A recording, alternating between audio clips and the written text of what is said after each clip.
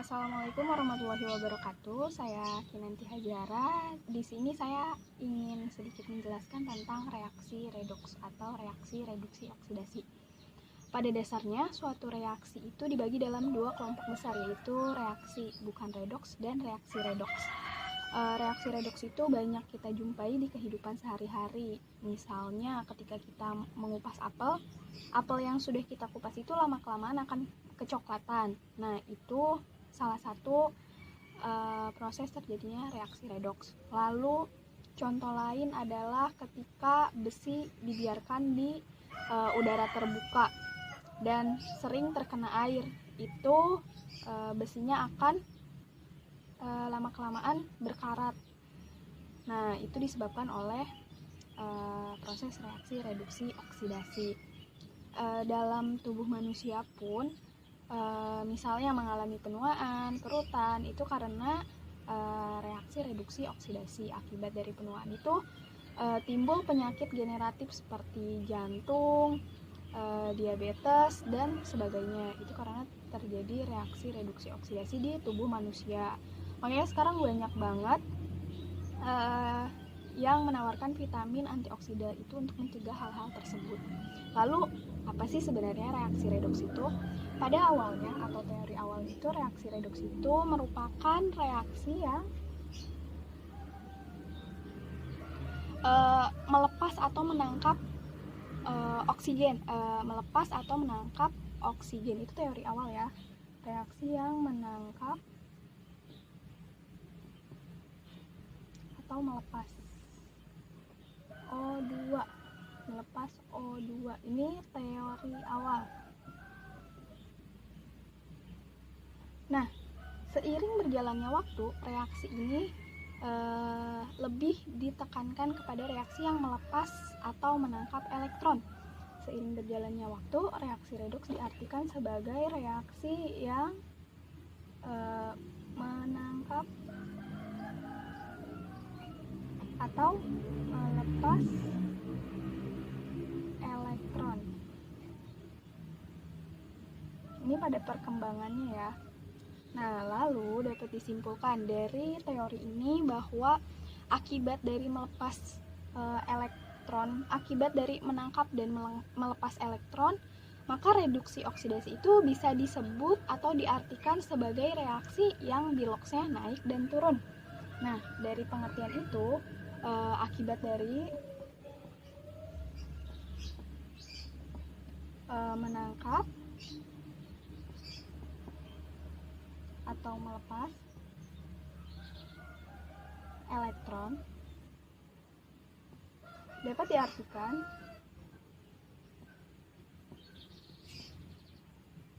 bahwa reaksi redoks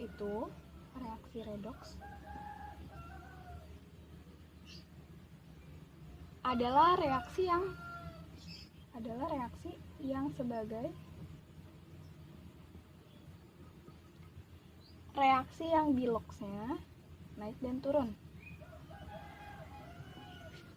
Biloksnya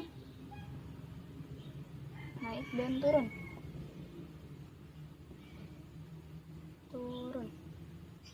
Yang biloksnya naik dan turun. Nah, berbicara tentang biloks itu apa sih? Biloks itu adalah bilangan oksidasi.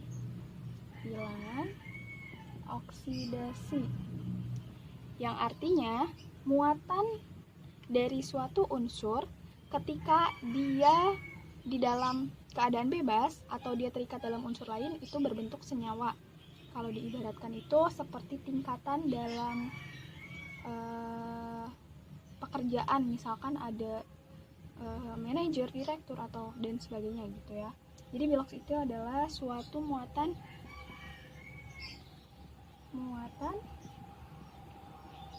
yang ketika dia di dalam keadaan bebas atau terikat unsur lain,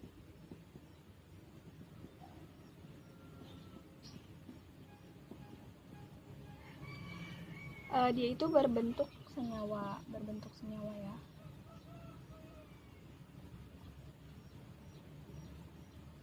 Nah, seperti ini. Nah, di dalam Bilox pun ada aturan-aturan Bilox. Di antaranya yang pertama itu adalah unsur bebas. Unsur bebas itu apa sih? Unsur bebas itu yang Biloxnya sama dengan 0. Yang Biloxnya sama dengan 0. Nah, unsur bebas itu bisa disebut dengan zat tunggal atau zat yang tidak bisa dibagi lagi. Contohnya itu O2, N2, P4, dan S8. Contohnya ya. Kenapa unsur ini dikatakan unsur bebas? Kenapa bisa dikatakan unsur bebas? Karena unsur O2, N2, P4, S8 ini O2, kedua-duanya O, N2, kedua-duanya N, P4, empat-empatnya P, dan S8, S-nya 8 gitu. Jadi unsurnya itu cuma satu dan gak bisa dibagi lagi gitu.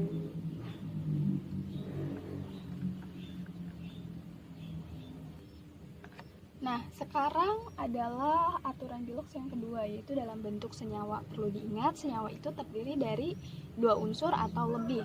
Nah, yang pertama itu adalah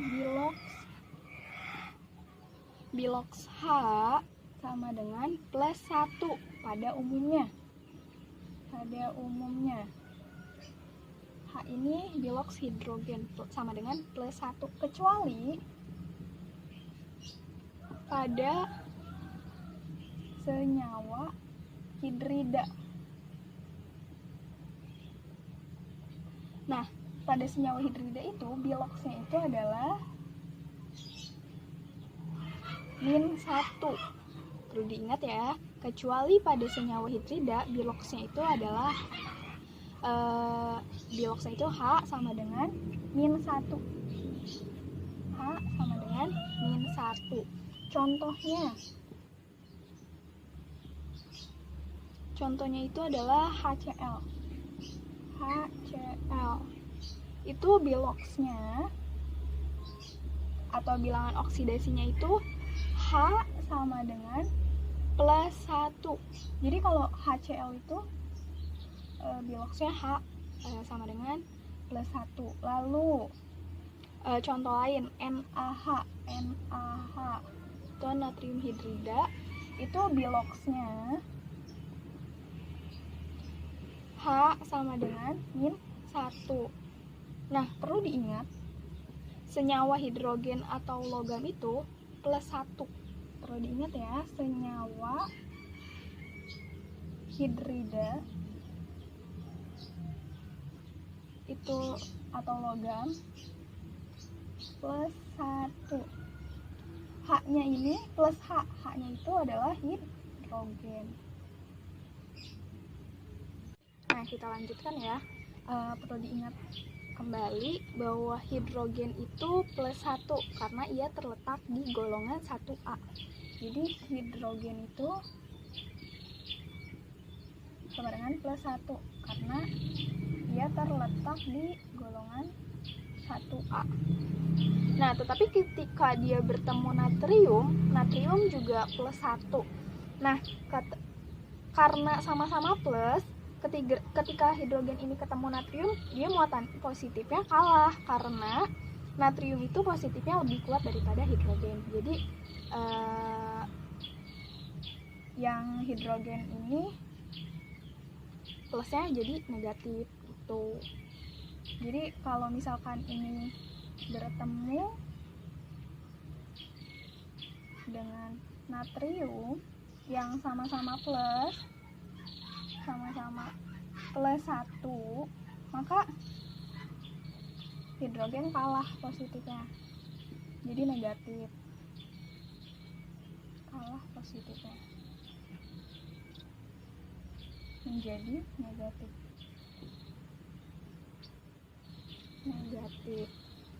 Lalu yang kedua itu adalah Bilox O sama dengan min 2 pada umumnya. Kecuali pada senyawa peroksida.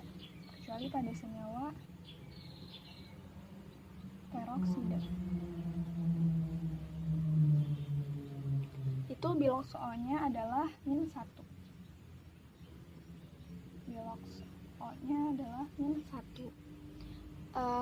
Senyawa superoksida itu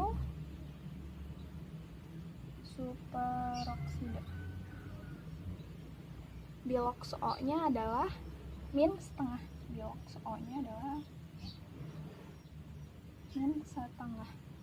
Nah, lalu contohnya apa sih? Contohnya itu adalah H2O. H2O itu bilox O-nya sama dengan min 2. Lalu NaO itu bilox O-nya sama dengan min 1.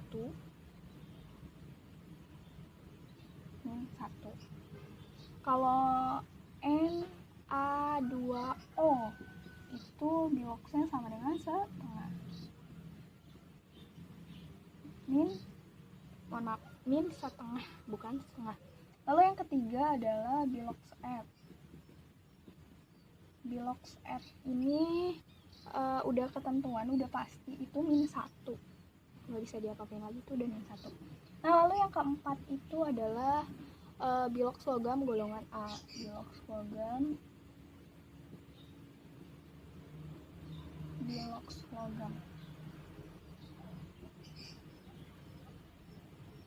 golongan A. Itu sesuai dengan golongannya. Jadi kalau ada logam itu golongannya 1A, maka biloxnya itu plus 1. Contohnya kayak sebentar, golongan itu sesuai dengan golongannya.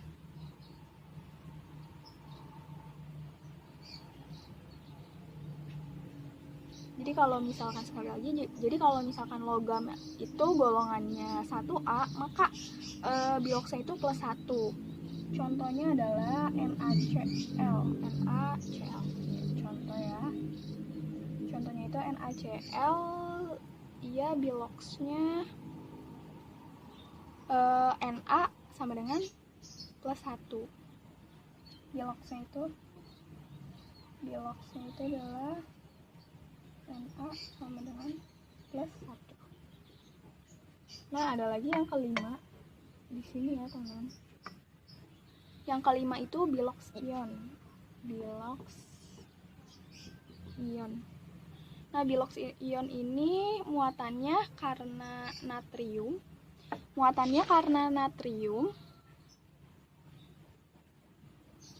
Karena muatan natrium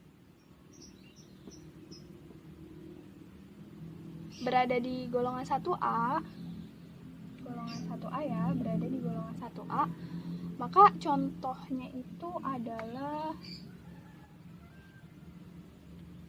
NH4+. Ada senyawanya plus ya. Ada muatannya. Ada muatannya plus, maka biloxnya itu adalah sama dengan plus 1. Terima. Kita lanjut soal latihan ya. Ini kita bakalan latihan soal. Itu tentukan bilox dari unsur yang digaris bawahi. Sini ada contoh H2SO4. Nah, H2 itu bisa kita tulis 2H karena H-nya ada 2. Terus plus, S-nya ada 1, O4, O-nya ada 4, jadi 4O sama dengan 0. Kenapa 0? Karena si unsur ini tidak ada tidak ada muatannya, atau tidak ada minus, tidak ada plus, jadi 0. Nah, lalu 2H, tadi hidrogen itu biloxnya adalah 1, jadi 2 kali 1, plus S-nya, terus 4O, oksigen itu tadi biloxnya min 2, jadi 4 dikali min 2 sama dengan 0. Jadi adik-adik udah pada bisa ngitung kan, jadi S sama dengan plus 6. Lalu yang nomor 2 adalah Cr2O7. Nah, di sini ada muatannya 2 min. Nah, gimana caranya? Cr2. Nah, ini CR itu krom ya. Jadi bisa kita tulis 2CR plus O itu tadi oksigen itu berapa? Min 2. Jadi 7 dikali min 2 sama dengan min 2. Kenapa min 2? Karena si unsur ini mempunyai muatan 2 min. Jadi di sini tulisnya min 2. Lalu kita mulai substitusikan. 2CR ditambah 7 dikali min 2. Itu pindah ruas ke kanan jadi plus 14. Ini 2CR sama dengan plus 14. Min 2 nya pindah min 2. Jadi hasilnya 12. Nah, karena kita ingin mencari 1 CR bukan 2 CR, jadi CR-nya itu adalah 6 plus CR-nya itu adalah plus 6.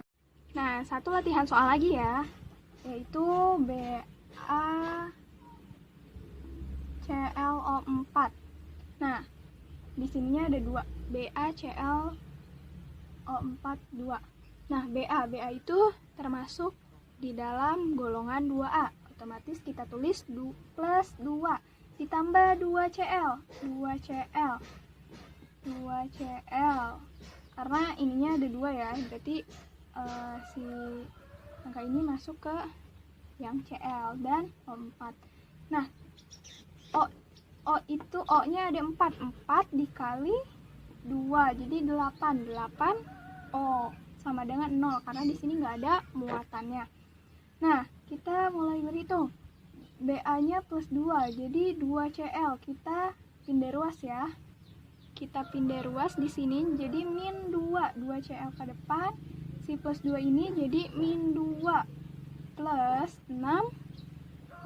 Itu sama dengan hasilnya plus 14. Karena kita mau nyarinya Cl doang, jadi Cl ini kita substitusikan, hasilnya adalah Cl sama dengan plus 7.